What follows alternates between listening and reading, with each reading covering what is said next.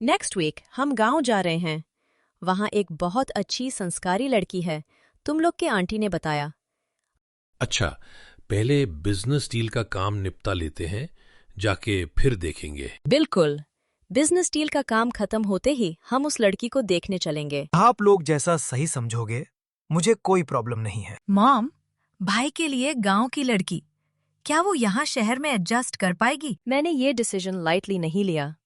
और वैसे भी आजकल गांव की लड़कियां शहर वालों से कम मॉडर्न नहीं होती। कुछ दिन बीत जाते हैं और फिर एक दिन सब लोग गांव पहुंचते हैं, जहां किस्मत कुछ नया लिखने वाली होती है।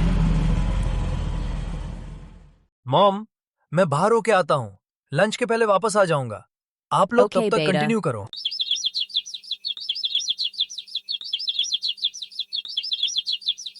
ये लड़की कौन है? कितना मासूम चेहरा है, बिल्कुल शांत सी। क्या गांव की लड़कियां ऐसे ही होती हैं? इतनी मासूम, इतनी सुंदर। दीदी, इसने जानबूझ के मेरा बॉल घुमा दिया। आप बोलो, मैं क्या करूं? अरे बाबा, रोटे नहीं है, बॉल गम गया तो क्या हुआ, हम मिल के ढूंढ लेंगे ना। कोई जानबूझ के बॉल क्यों घुमाएगा? ऐसे मत बोलो बेटा, उसे भी तो बॉल के साथ खेलना है। गलती हो जाती है सबसे, इसका मतलब ये नहीं कि सामने वाला बुरा है। कहाँ गया था? मुझे क्यों साथ लेके नहीं गया? अरे यही पास में गया था। ठीक है, चल अब लंच कर लेते हैं। नेक्स्ट टाइम मुझे भी साथ लेके चलना। Alright Jackson, thank you. हम होटल का ओपनिंग प्रोसेस जल्दी शुरू करेंगे। शायद नेक्स्ट 2 मंथ्स के अंदर हम लोगों को सर्व करना स्टार्ट कर पाएंगे। जिस डील के लिए वो लोग शहर से गांव आए थे, आखिरकार वो फाइनल हो जाती है। डील कंप्लीट होते ही अराव और उसकी फैमिली बिना देर किए अपने नए रेस्टोरेंट के ओपनिंग का प्लान बनाना शुरू कर देते हैं। दूसरी तरफ राधा के घर भी किस्मत एक नया मोड़ लेती है। उसके पास एक अमीर घर से रिश्ता आने की बात चल पड़ती है, जो उसके सपनों से बिल्कुल मिलता जुलता लगता है। पर यह सिर्फ शुरुआत होती है, क्योंकि कुछ रिश्ते खुशी लाते हैं और कुछ रिश्ते आने वाले तूफान का इशारा होते हैं। एक रिश्ता आया है तुम्हारे लिए, पड़ोस की काकी लेकर आई है। पढ़े लिखे लोग हैं। माँ, मैंने आपसे पहले ही कहा था, मैं इतनी पढ़ाई सिर्फ इसलिए की है ताकि किसी अमीर घर में शादी कर सकूं। मुझे किसी गरीब घर में शादी नहीं करनी। काकी बोल रही थी कि लड़के वाले बहुत अमीर है, उनके काफी होटल्स है और पास ही में एक बड़ा नया होटल भी खोला है। सच कह रही हूँ माँ, होटल्स के मालिक हैं। फिर तो मुझे ये रिश्ता मंजूर है। आप बिना टाइम वेस्ट किए जल्दी बात कर लो उनसे। एक शाइनी ब्लैक कार गांव की कच्ची सड़क पर रुकती है। गांव सिंपल है और यहाँ के लोग सीधे होते हैं। देखते हैं लड़की में क्लास है या नहीं। राधा सज धज कर बैठी है, मेकअप थोड़ा ज्यादा, कॉन्फिडेंस और ज्यादा।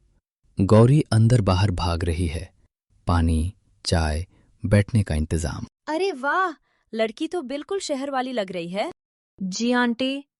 गौरी पानी लेकर आती है, एक ग्लास थोड़ा हिला, पानी गिर जाती है। माफ कर दीजिए अंकल जी, मैं फिर से पानी लेकर आती हूँ। कोई बात नहीं, आपको लगी तो नहीं?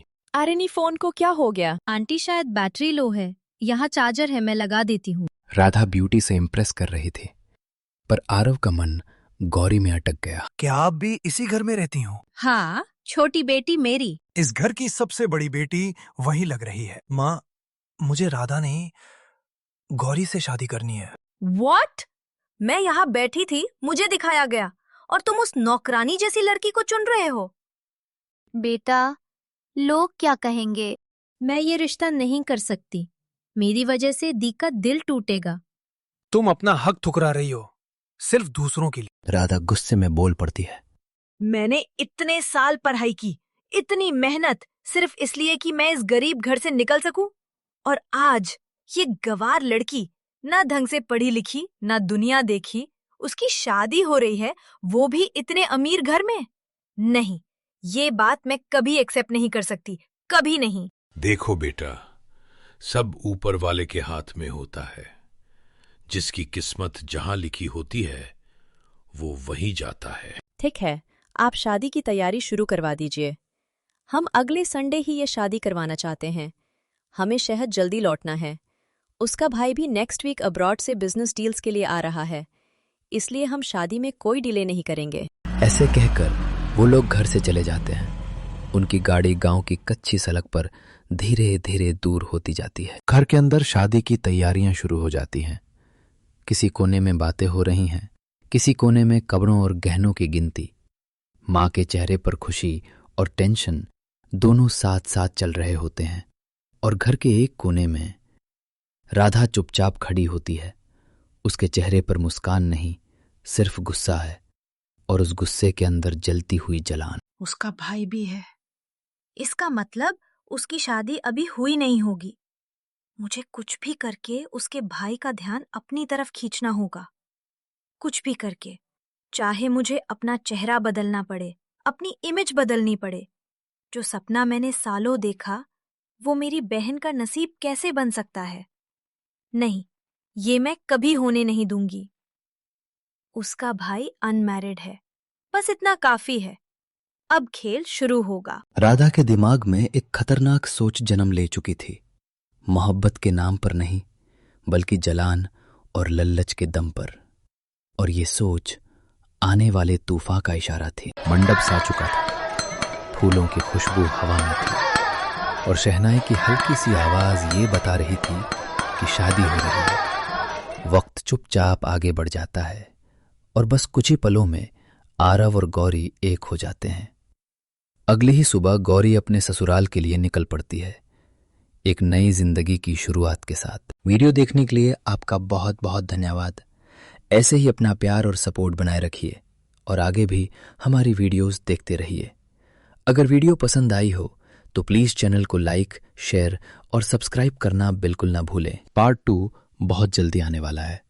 तब तक पार्ट 1 को ढेर सारा प्यार दीजिए। नीचे कमेंट करके जरूर बताएं कि आपको ये कहानी कैसी लगी। आपके कमेंट्स ही हमें और बेहतर कंटेंट बनाने की हिम्मत देते हैं। मिलते हैं अगले वीडियो में, तब तक के लिए धन्यवाद।